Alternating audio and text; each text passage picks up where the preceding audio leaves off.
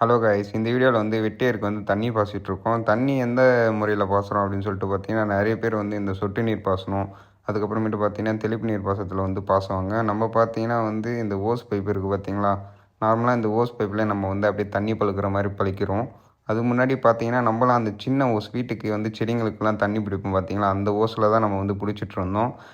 அந்த ஓஸில் பிடிக்க சொல்ல வந்து பார்த்தீங்கன்னா டைம் வந்து நம்மளுக்கு வந்து அதிகமாகுது. நம்ம ஒரு 2000 க்ரோ பேக் வந்து நம்ம வெட்டிவேர் ஃபார்மிங் பண்ணுறதுனால அதில் பார்த்தீங்கன்னா அந்த சின்ன பைப்பில் பிடிக்கிறதுனால பார்த்தீங்கன்னா எங்களுக்கு கிட்டத்தட்ட ஒரு 2 மணி நேரம் அந்தமாரி டைம் வேஸ்ட் ஆகுது.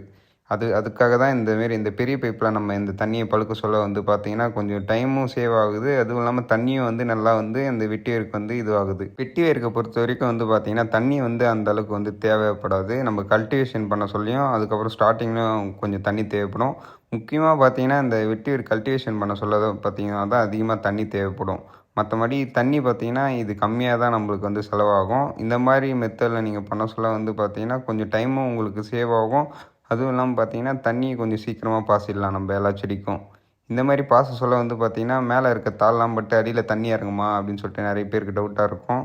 நம்ம இப்போ அந்தமாரி நம்ம பழுக்க சொல்ல வந்து பார்த்திங்கன்னா கொஞ்சம் நேரம் அந்த இடத்துலையே நம்ம பழுக்கிட்டு இருந்தோம்னா கொஞ்சம் ஓரளவுக்கு ஊறுது, அடி வரைக்கும் நமக்கு அந்த தண்ணி வந்து ஊறுது. அதனால் நம்மளுக்கு வந்து எந்த பிரச்சனையும் கிடையாது. நம்ம வந்து டைம் ஆகுதுன்னு சொல்லிட்டு நம்ம வந்து இந்த மெத்தடை வந்து யூஸ் பண்ணி நம்ம வந்து தண்ணி தெளிச்சிட்ருக்கோம். ஓகேவா? உங்களுக்கும் இந்த மாதிரி ஒரு யூஸ்ஃபுல்லான இன்ஃபர்மேஷனுக்கு மறக்காமல் நம்ம பேஜை சப்ஸ்கிரைப் பண்ணி வச்சுக்கோங்க, ஃபாலோ பண்ணிக்க. Thank you so much guys.